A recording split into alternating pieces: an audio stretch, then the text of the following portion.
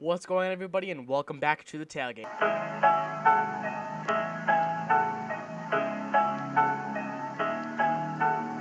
I'm your host, Mayo Quattromani, and I'm very happy to have you here. If you enjoy listening to what I say, then make sure to subscribe and turn on post notifications so that you never miss an upload.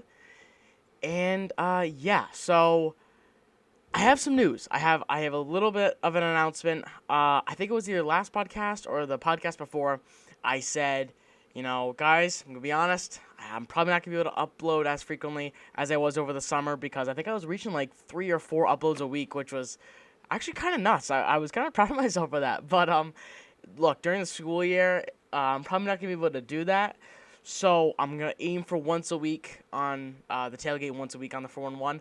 But I said, there's gotta be some other ways I can get you guys, your football advice. So I created a website. And what I'm gonna do is I'm gonna try to post. I'm gonna start off with one article per week. It's going to really encompass just the NFL and fantasy football.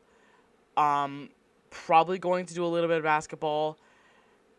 Probably won't, but I might do baseball, like the playoffs. I highly doubt that, though. But I'm going to aim for once a week. I'll probably up that to 2 times a week at some point, so look out for that. But look, here's the thing. You got an episode from the 4-1, an episode from the tailgate, and 2 articles a week? Come on, what more can you really ask for? So I'm going to leave a link right down below.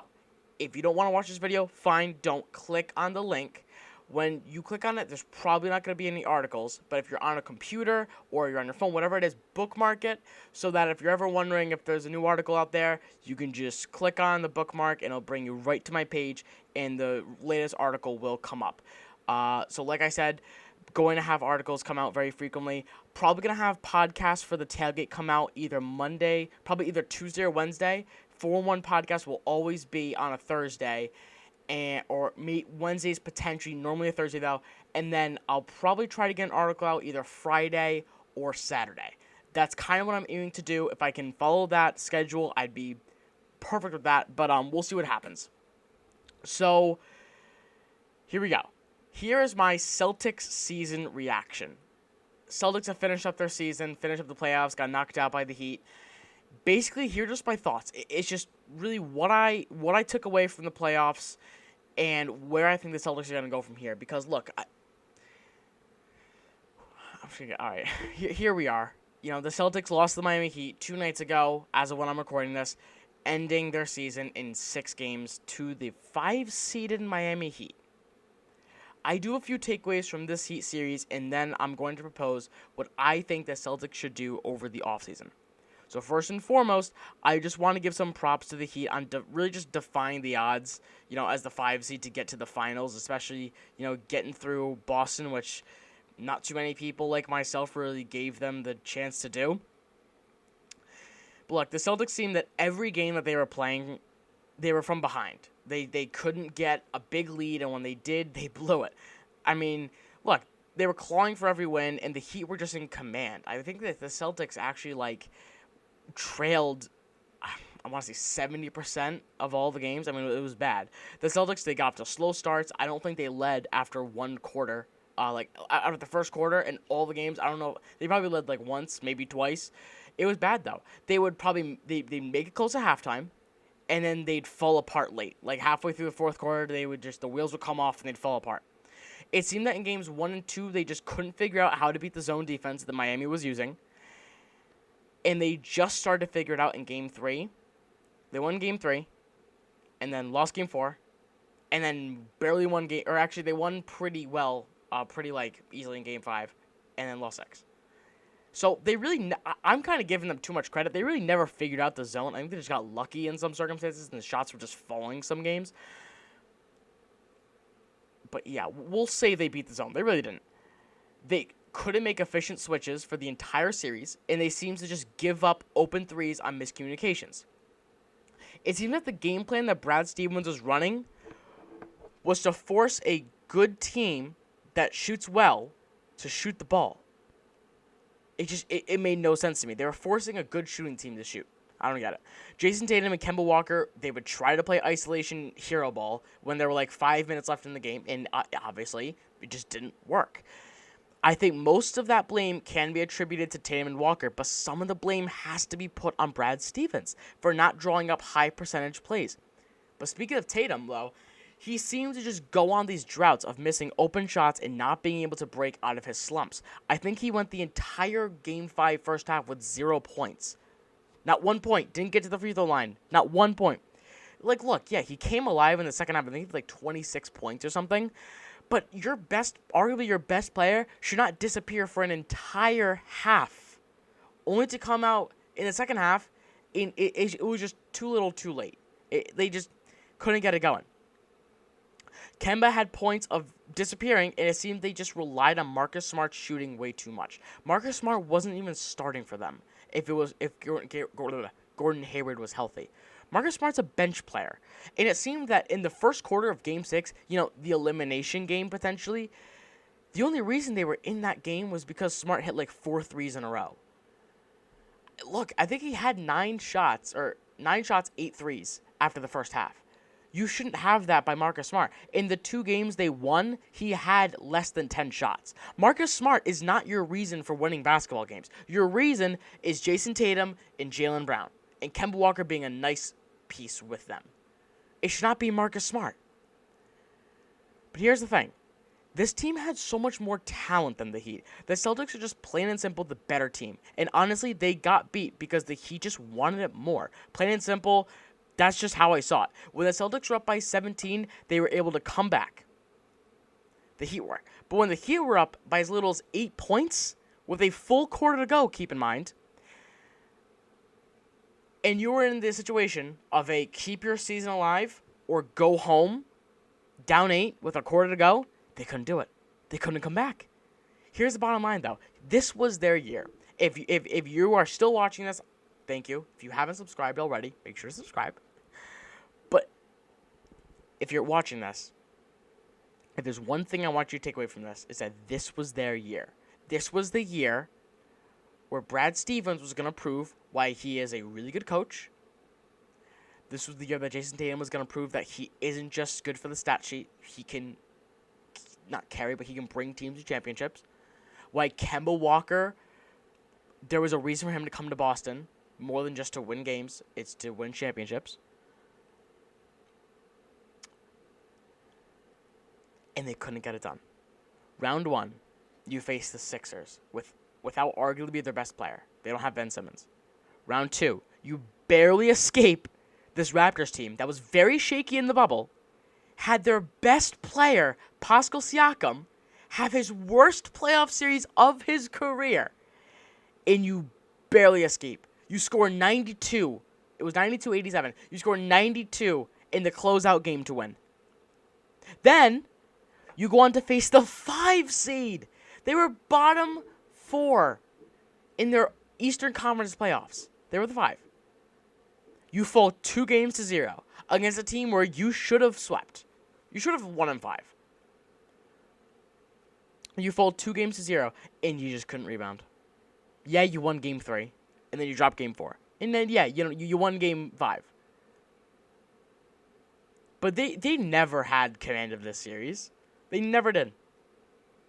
And look more than just, the number of the series, like 3-2 or 3-1. Like, no, even when the series was 2-1 and the Celtics were looking to maybe rebound, they never had command of this series. They were always seemed like they were the team that was trying to play catch up. But we all know that should have been reversed. It should have been the Heat were the team that was trying to play catch up. You're the 3 seed, who, in some eyes, were the favorites to get out of the East. When the Bucks lost, the Celtics were the favorites. I don't think too many people believed, including myself, believed in the Raptors to really come out of the East. So you were the favorites to come out of the East. And you couldn't get it done? I don't know. Look, if they were going to get past this wall that they've really just built for themselves, which is getting past the Eastern Conference Finals. They've gotten there 3 times in 4 years. And they haven't been able to get past it. this was the year, though. This was the year for them to get past that. You have Jason Tatum, Kemba Walker, Jaylen Brown, Gordon Hayward, Marcus Smart, and you can't do it? And you have Brad Stevens, who in some eyes is a top 5 coach, and you can't do it? I don't know. But here's the thing. Don't think that next year is going to be any easier, right? Because we're probably going to have to go through the Bucks again. Assuming that Antetokounmpo is going to return, which there's like a 99% chance he is. If he returns, you have a healthy Sixer team under new management because no more Brett Brown. I still think they shouldn't have fired him. I'll leave a link down below to that podcast where I kind of went off about the firing of Brett Brown. But anyway, under new management, and then you have this sleeping dragon that is the Brooklyn Nets with Kyrie Irving and Kevin Durant. So you have that duo. You have Middleton and Antetokounmpo, Ben Simmons and Joel Embiid. I'm probably forgetting someone. And then, look, the Heat are still going to be here because they're not just going to go to the finals, possibly win. I think they're going to lose, but possibly win, and they're just going to disappear. So that's another contender you're going to have to play with. So don't think that this year, like the next season, 2021 season, is going to be like a cakewalk for them. Like, oh yeah, we lost this year, but we're close. Like, we're there. No. If anything, you're further away next year than you were this year. Because now you have to play with a healthy Ben Simmons and Joel Embiid, who, mind you, beat you, I think, either 3 out of 4 or all 4 times in the regular season. You have to face a healthy Kyrie Irving and Kevin Durant. A not collapsal Antetokounmpo and Chris Middleton Bucks team, who was like on pace to challenge the record of the Warriors 73-9. They weren't going to do it, but they were gonna be a really good team. I don't know. Look, the only thing I can really think of that the Celtics have going for them is you have your best players are 22 and 23. So obviously they aren't like, these weathered pros like Jimmy Butler, who's like 27 or 28, who's like been there. Been around the league. He's never been to the finals, but like been around the league. So now they're going to grow. You assume they're going to get better, and they're going to get better with experience. And you're hopefully getting a fully healthy Gordon Hayward. And low-key, nobody really talks about it, but Kemba was banged up for a good amount of the season last year. He played through the injury, but he was banged up. So you get him fully healthy now. But look, that's kind of where I'm just going to end it for my reactions of the year. I think I kind of summed it up the way I wanted to. Again, I said it before. This was their year. This was it. And they couldn't get it done. So here's what I think the Celtics need to do in the offseason. I have 3 things that they need to do. So number 1, you got to get a center. For all you green teamers out there that are like, oh, Daniel Tice. Like, he's the real deal. He's going to get better. No. Daniel Tice is a role player. Daniel Tice wouldn't be a starting center on like 25 of the 30 NBA teams. Daniel Tice is not the guy. He had 35 minutes in one game against the Heat and to put up 4 points. Daniel Tice is not the guy. You either need to trade for a center or you need to sign one. Off the top of my head, I don't know who the free agent centers are going to be this year, but you got to trade for one. There are trade talks surrounding Miles Turner and Gordon Hayward, though. They've got to do this trade if it works out. I don't envy saying trade away Gordon Hayward because I like Gordon Hayward, and I think that he's really sacrificed a lot to be a Boston Celtic. I mean, he missed the birth of his son to be in the bubble, so look, he's committed. But look, Turner is a true center. I think he's 6'11", and he averaged 12 and 6 last year. He's a good center. He's a solid option. He can stretch the floor. I think he shot like 34 or 35% from 3, which isn't anything to write home about, but it means that he can shoot, so he stretches the floor like Tice, and he offers post offense, which Tice really doesn't have. I like Gordon Hayward, but he seems to be injured all the time and obviously isn't living up to the max contract he signed 3 years ago. So if there's a team that wants to take on his contract and give you a pretty valuable asset in Miles Turner, who I think is making $18 million a year, so you'd actually make like $10 or $11 million from this deal. Pull the trigger. Why not? I would do it. And so the second thing I have is the Celtics have 3 first-round picks. Don't quote me out. I think they have 16, 24, and 30. You don't need 3 first-round picks, especially if you're claiming to be a contender for the championship. I think they are. I think my first podcast actually on this channel was why the Celtics will win the championship. And I thought they would. I really thought they would. And that was, I predicted them going up against the Bucks. And I thought they were going to beat the Bucks. They obviously didn't have the chance to do that, but okay. You don't need 3 first-round picks if you're a contender. If you can get a solid starter by packaging these picks together, then do it. Like, you don't need 3 firsts. You're not going to develop anyone. You're already trying to develop Robert Williams, possibly Romeo Langford. You have, I'm trying to think, who's the point guard at Purdue? Carson Edwards. You have guys you can develop. You don't need 3 first-round picks. Keep one of them if you really want it. So my last thing, the Celtics possibly need, I'm not saying they necessarily need to do this, but if they should explore, is replacing Brad Stevens. I'm not saying they need to fire him right now. Like, get on the phone with Doc Rivers, who just decided to leave the Clippers. I'm not saying get on the phone with him right now, because I think he's very similar to Brad Stevens. He's a good coach for, like, rebuilding and getting a lot of wins, but he's just not good enough to get to that next tier. Visiting the idea of replacing him wouldn't hurt, though, because it's obvious he doesn't have what it takes to take this team to the finals situationally right now. Maybe rethinking the coaching position might help. There were many times against the Heat where they would just, I feel like the reason the Heat won was because they were ready for whatever the Celtics threw at them. Like, if the Celtics were just going to drive to the hoop the entire time, the Heat would, drop schemes to stop that or prevent it. The Celtics really didn't do that. They stayed in the man-to-man. They stayed in, beating the zone, just plugging the same guy in the middle, like at the top of the key. And they did, like, Jaylen Brown mostly. Just put him at the top of the key to break the zone. But it took them 6 games to figure it out. And they couldn't. So, situationally, I don't think that Brad Stevens is your guy. I think he's a lot like Brett Brown, who is a great coach when it comes to rebuilding. But the difference is, Danny Ainge puts pieces in front of Brad Stevens. Elton Brand doesn't. Elton Brand took, Jimmy Butler, ironic, but took Jimmy Butler away from Brett Brown. Took J.J. Redick away. Like, I've already went on this rant before, but, Danny Ainge sets up Brad Stevens for success. Elton Brand doesn't.